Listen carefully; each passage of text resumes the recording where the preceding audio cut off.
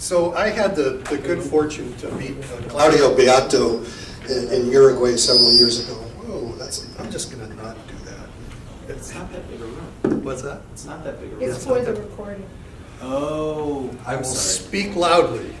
I had the good fortune to meet my friend Claudio Beato several years ago when we were both in Uruguay teaching separate courses to the police. And I was fascinated to hear, because we often think about in Latin America and the Caribbean that there's not much criminological capacity, there's not much research capacity on crime and justice related issues. And so I was very surprised to find that Claudio runs this center in Minas Gerais in Brazil that I think of pretty much as an analog to the center that I work for here at ASU. So for several years I've been telling Dr. Katz, you need to meet this guy, Claudio Beato, because I feel like he's your twin brother down in Brazil and doing very similar kinds of work with agencies. Claudio also has something in common with you, Thomas, and with I can only think of one other academic that is doing work like this. Claudio serves as the Secretary of Security for the city of Belo Horizonte in Minas Gerais in Brazil. And so he is out there able to do very policy relevant work, practically relevant work as a result of that position. The only other person I can think of in Latin America who has a similar position is Daniel Mejia in, I think it's Bogota in Colombia. Yeah.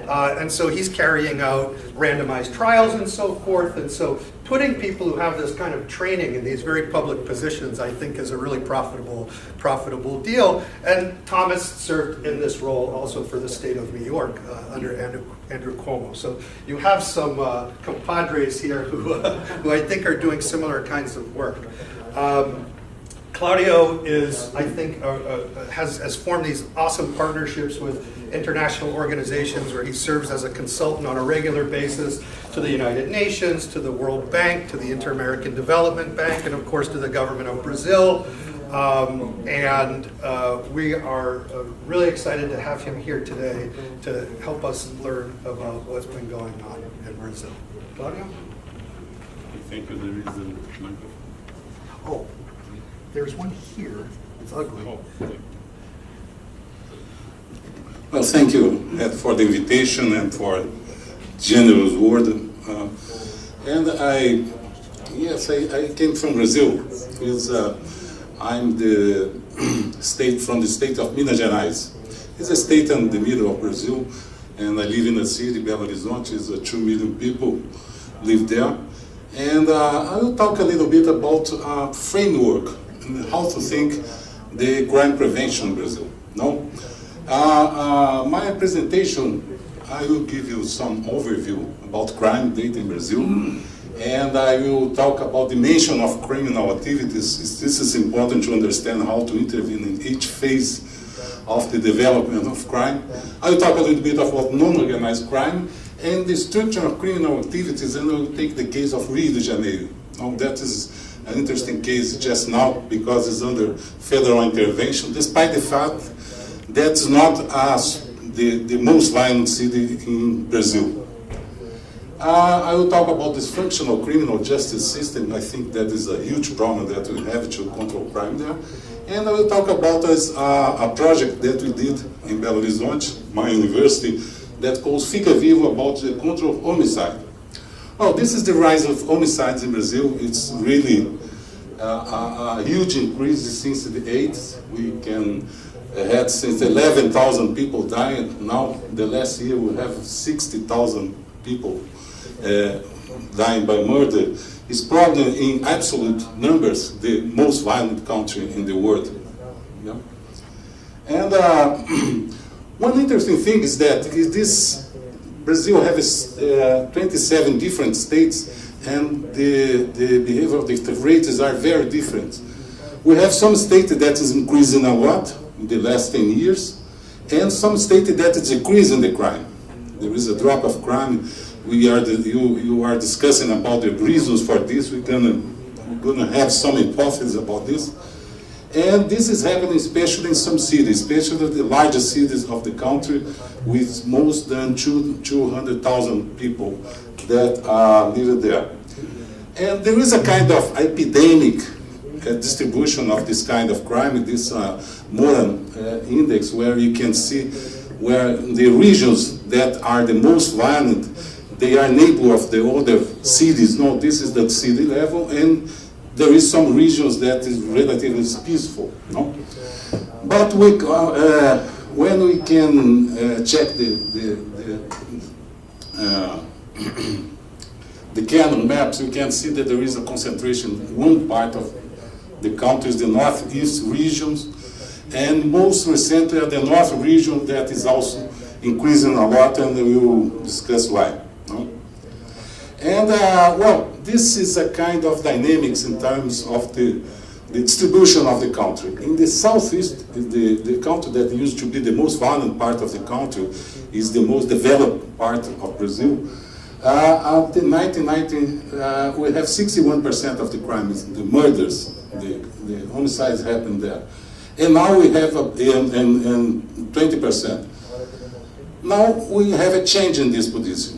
There is a region of Brazil that's increased a lot, the northeast region, 40%, and the southeast, that used to be the most violent part of the country, decreased. This is notable because in some cases, this is the case of São Paulo, is large. The decrease of crime in São Paulo, it's impressive. You can see that we have a rate by 22, that decrease for 6 homicides per 100,000. It's a huge decrease. And there is a lot of hypotheses, like you are discussing, but some have to do with the gun control project that the police implemented there. There is some kind of police reform that happens there. This is really annoying. It's okay, the noise? There is some kind of police reform, especially after some scandals with brutality, military policing in São Paulo, where they did some structural change. For example, they tried to implement community policing. They implemented police training in terms of using a less lethal force in the contact with the public. The criminal investigation increased a lot, especially regarding crime rates, and they have some kind of the program to accompany police officers that is involved in shootings that result in death. This is important because they take out this kind of police officer from the streets and they suffer some kind of intervention.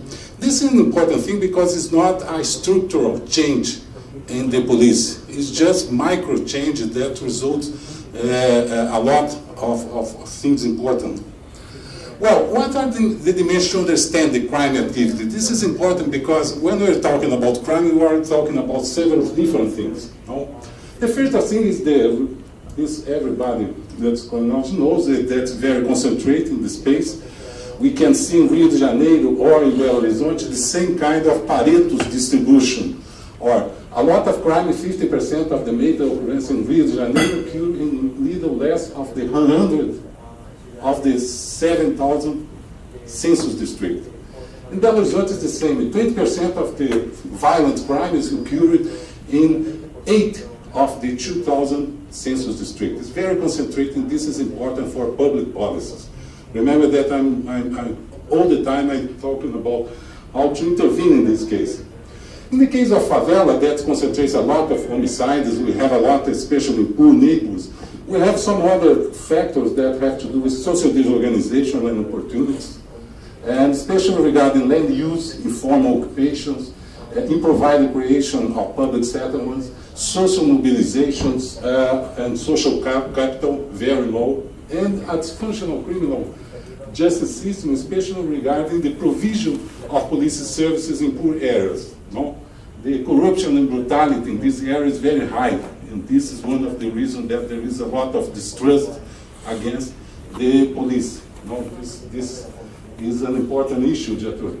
Well, when we look to the crimes, we have a very, it's a similar or evolutive model to understand the crime activity. This began especially in territorial gangs, small territorial gangs involving kids, youth, and especially regarding social factors and very territorial based. No? It's a gang member base.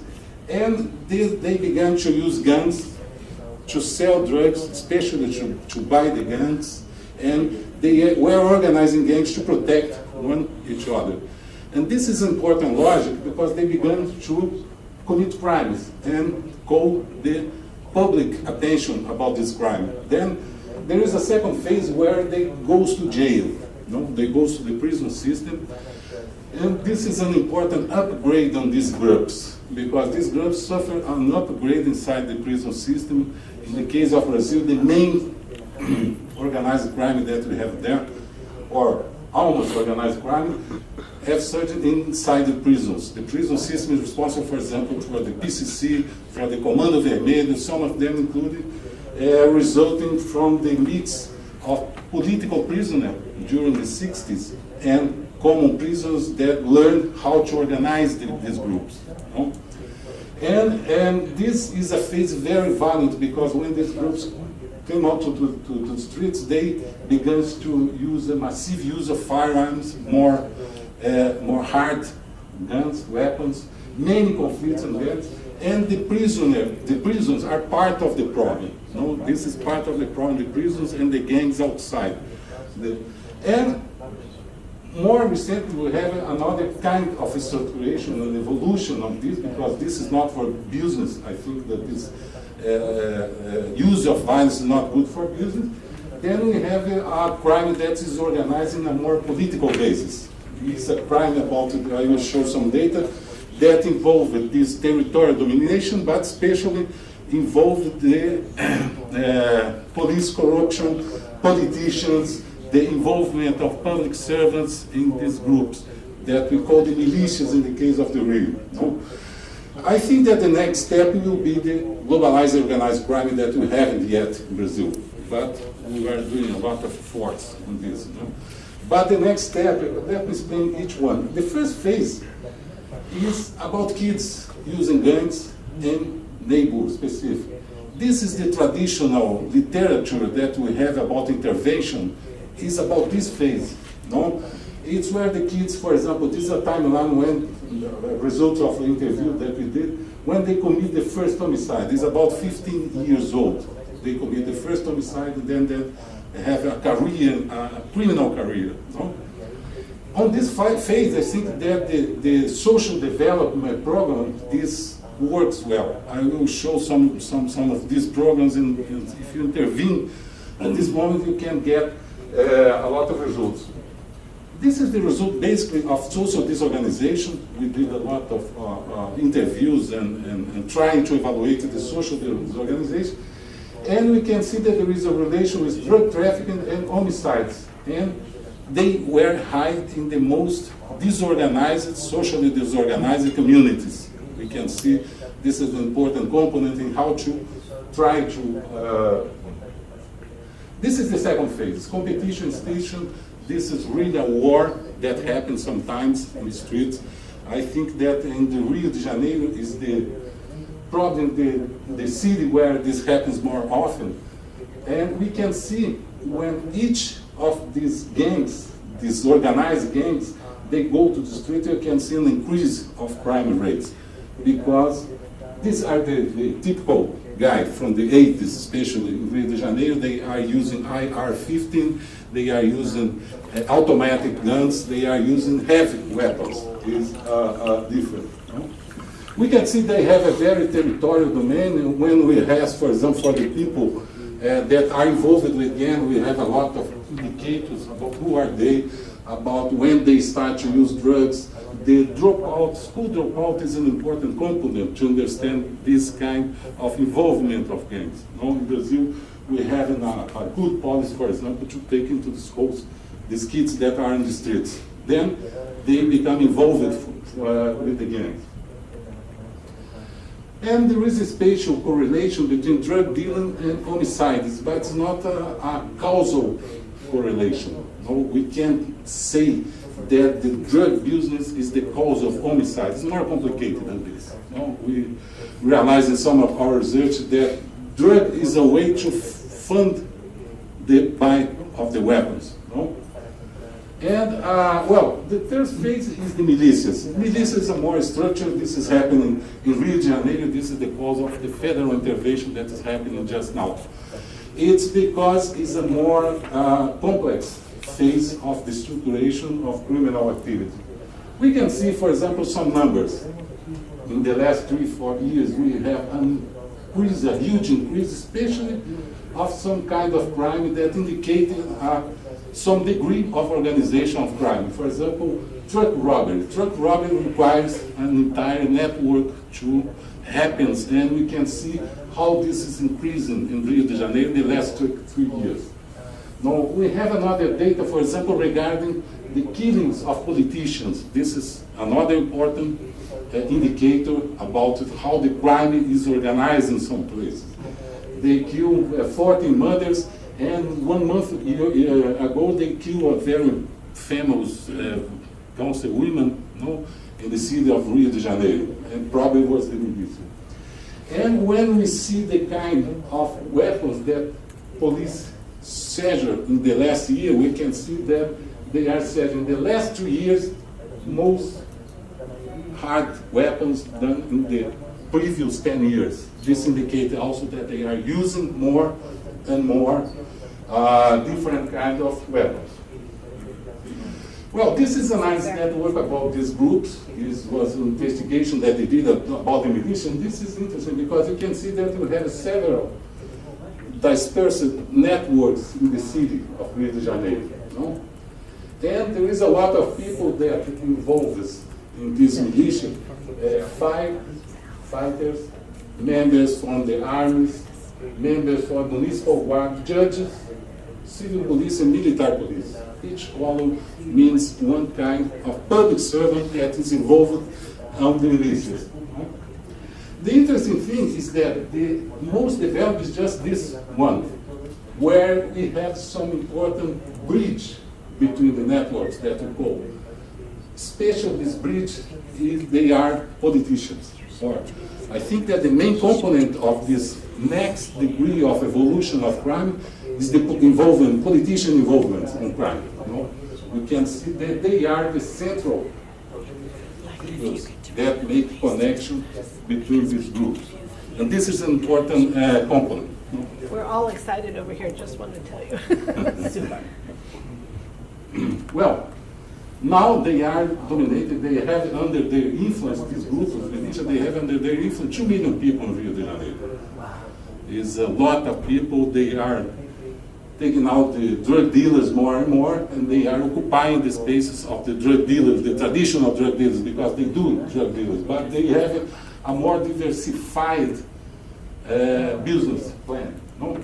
They used to sell drugs, they used to control the transportation, they used to control the gas for a lot of different things. They used to control the home of people, the public housing. Well, the another thing is that we have to manage a dysfunctional criminal justice system. This is one of the main structural problems that we have in Brazil. No? In Brazil, we have some kind of this is the components of our criminal justice. We have detetive and delegado. Delegado is a Brazilian investigative police. No? They are very like small judges that work under the inquisitorial strategy to get testimonies. We have the Supreme Court that works the role of law. Now we have a lot of discussion between the Supreme Court and the judges on the front line because of the judgment of Lula and about the corruption. No? Because these people work in more accusatorial strategy.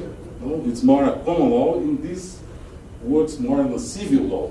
They are more worried about the guarantees, all the guarantees of the prison. There is a conflict between this group, especially regarding the corruption scandal that we have now. The prosecutors, they are control crimes. The police patrols also, they are in the streets. We have 2 different police, one that is in the street, that have nothing to do with the police that make the investigation, and this is part of our dysfunction. And the prisons. The prison is a disobedient order. No?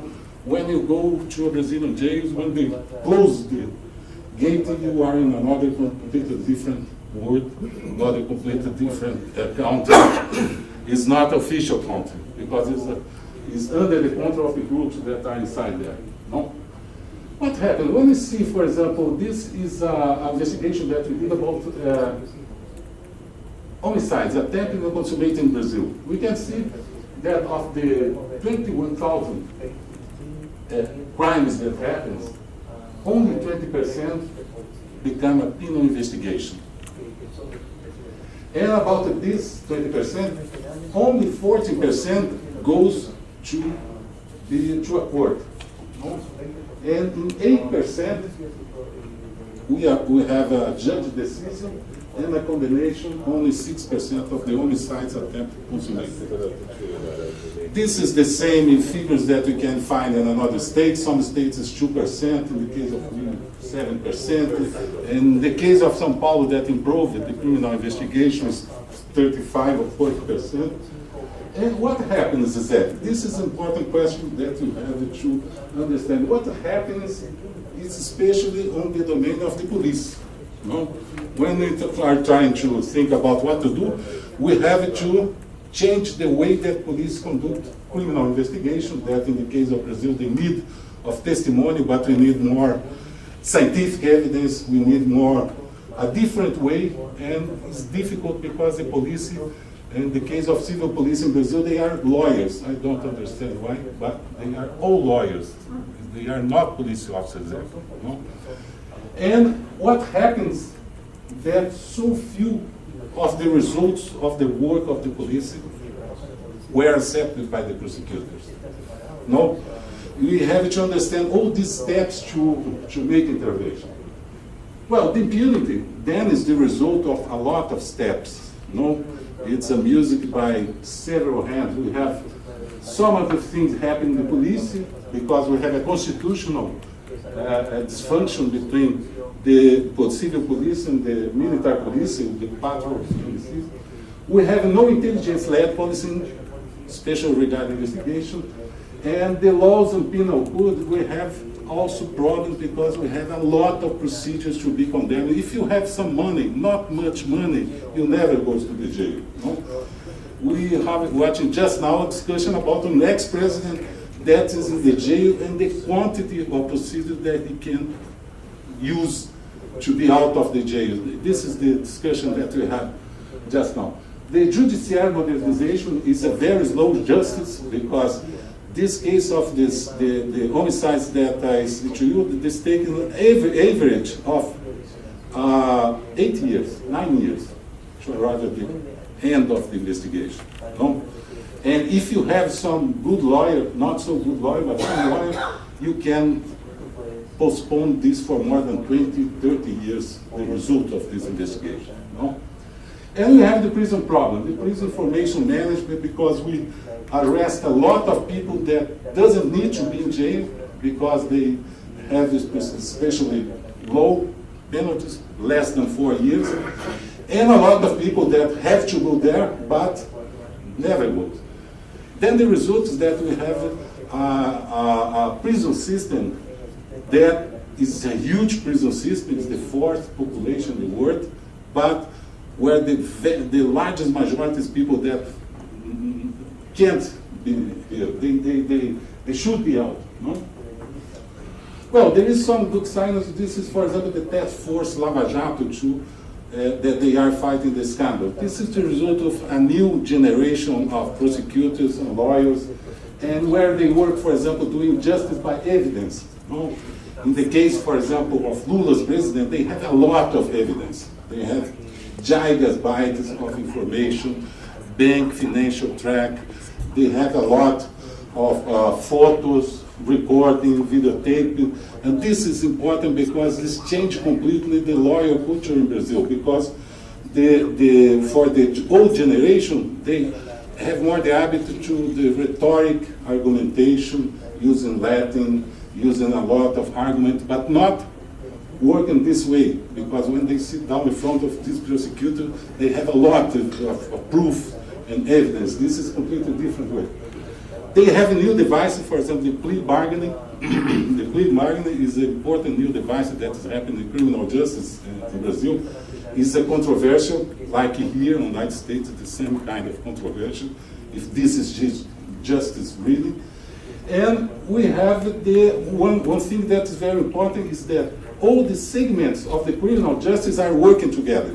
No? The federal police, the judiciary, the prosecutors. This is an important thing where they are working under a task force. No? We hope that this goes to the common field in the street. Well, another possibility that we have and could explain some of these drops that we saw in Brazil is the municipal security. This is a new look to the crime prevention. I'm the secretary of criminal security, where we try to intervene in 3 different areas. Try to make this integration project one of the advantages of the municipalities in Brazil. And I think that what counts in Latin America is the enormous quantity of programs, projects, possibilities of intervention that they have in high-risk areas. These are important. We have the municipal guard that now is the police, a real police. We had a law in the last 2 years that permit to the municipal guard to become a police, and then we try to build the police that we want. That is a policy in hotspots. They are trying to have a management by results and things like that. And we have the prevention project with population at risk, some action, territorial, there is some kind of, actually when we talk about municipal intervention, it's more about safety than crime. It's not exactly security, because we have another kind of problem, like workers in the streets, like homeless and things like that. That is related, but it's not exactly a crime. So this is, for example, our big data center, where we work with a lot of information about different areas from the municipalities, for example, regarding the ambulance, regarding the different kind of police, regarding traffic. The control of traffic is important trying to do. It's more than 100 people working in this room, and the idea is to get solution very fastly. It's a problem-solving approach where the solution happens in this room. We have it's not a very bureaucratic way, but there is a management, and that is mobilizing the different sectors of the city. And this is a huge amount of information that we have here. The problem that we have now is to develop a system to integrate all of this information, because we have information in different organizations. And these are the groups that are in the room. Okay, how long we have? I'm not sure, let's see. Okay, I would like to talk about a project that we did there. It's a project by initiative of the university, but now become a public policy that's called Fica Vivo. Fica Vivo means stay alive. No? Stay alive is the name that the people from the community chose for the project, because the project is called the Project of Control Homicide in High-Risk Areas. No, stop. I don't like to live in a community where they are trying to control homicide. Then, Fica Vivo means be smart. Be smart in several different senses. Be smart to be alive, but be smart to make your career, to make your life.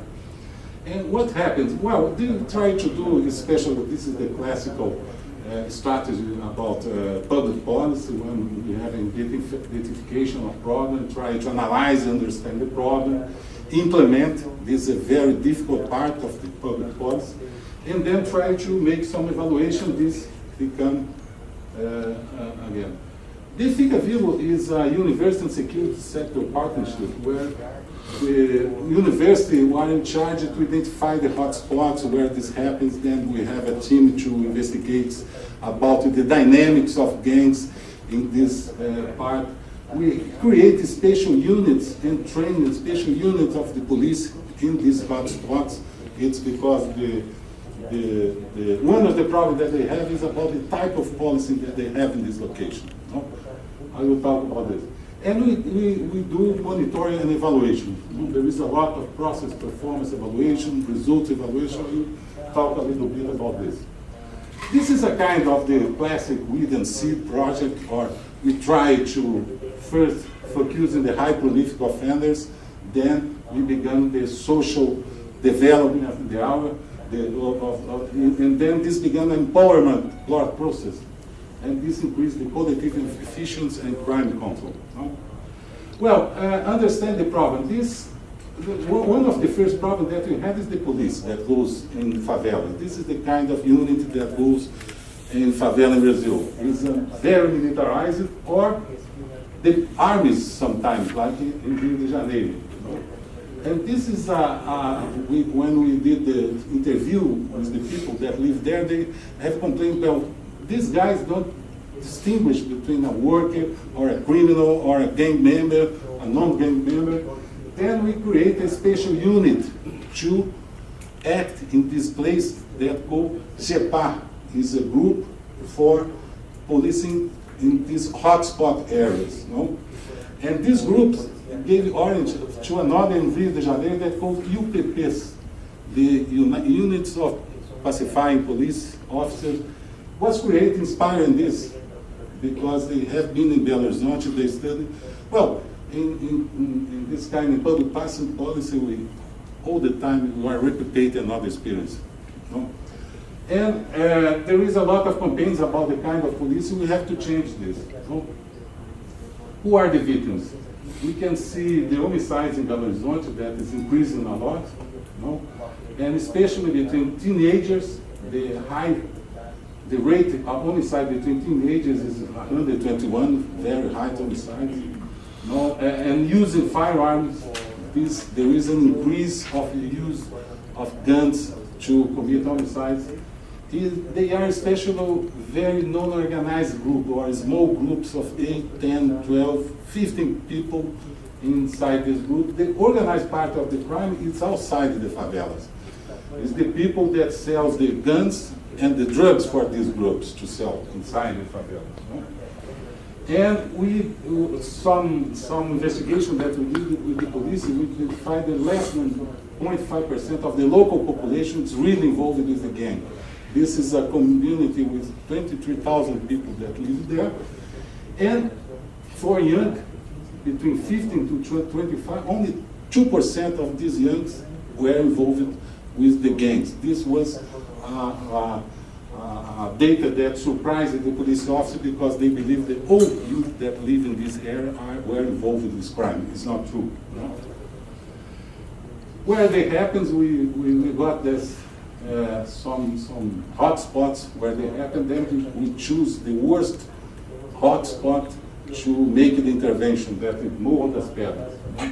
It's a place like this. We can see this is a hill. No, it's very difficult to make not only police operation, but the public administration operation. For example, an ambulance never goes inside this part, because this is a labyrinth.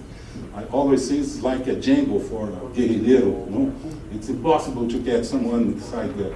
These points where it happens on the sides, and then they goes inside a labyrinth. That's very difficult. This is the reason that police use these special units to go into this part. All indicators that we have shows that the violent favelas are worse than the non-violent favelas. When we compare between the favelas, we can see that the violent favelas, for example, the age they are younger, the rate of informal occupation is high, the illiteracy rate is high, or violent favelas are poor areas that are becoming more poor because of the violence. The violence is causing an increase of the bad condition where people live there. And this is an important result. This is a journey to crime. It's interesting because you can see that the distance between the offender and the victim and the place where it happens the homicide is very close, or less than 50 meters. No? They are probably rolling together. And, well, a deteriorating local condition. Yesterday someone was talking about this, is well, kids become, all the time they are saying corpse, and people shooting, and this have a terrible effect. Well, our initial hypothesis trying to implement the response was that the classical, these are homicide associated with drug trade, they have economic motivation, and the idea is to increase market cost, or have a saturation policy in this place. When happens in homicide, all the police goes there, and nobody will sell drugs or have parties, or nobody, it's completely stop freeze the community. But very fast we saw that's not so easy to do this. First of all, because it's very costly, but secondly, because the reasons for the murders are not related to a market motivation. They have a more motivation that is regarding revenge, is regarding for some other kind of thing. This is the kind of response we began the project Fita Viva. There is a structure, a management group, and a strategic intervention. This is the Whedon suite. It's a strategic intervention that is a group that is in charge to arrest the prolific offenders, and another group that after the intervention or strategic intervention, these other groups implement social programs, trying to occupy the kids and try to open the schools all the time, including the weekends, for people use the equipment and something like this. This, for example, is the group, strategic group, that includes a lot of police, but includes members of the prison that are monitoring which gang members that are going out of the prisons. There is the judges, some judges participate on this, especially regarding the federal police, military police. They have some software that you need to make some networks and connection between the gangs. And this is the structure of the social development program. We have an open school, NGOs, job opportunities, sport and culture activities. These are some fun. Okay, the results. You can see the line that the decrease of homicide in the intervention areas was largest. We can see cost-benefit. This is a cost-benefit analysis that shows that intervention project like Fita Viva is 30 times more cost-effective than a prison intervention like the APAC is a kind of a soft prison that we use in Brazil. The cost effectiveness is higher. This is a study by the World Bank. And this is the result that we got in terms of homicide. And this is a semi-experimental that we did try to evaluate the results. And we can see clearly that the areas where the project happens, they decrease more than the other areas. Thank you.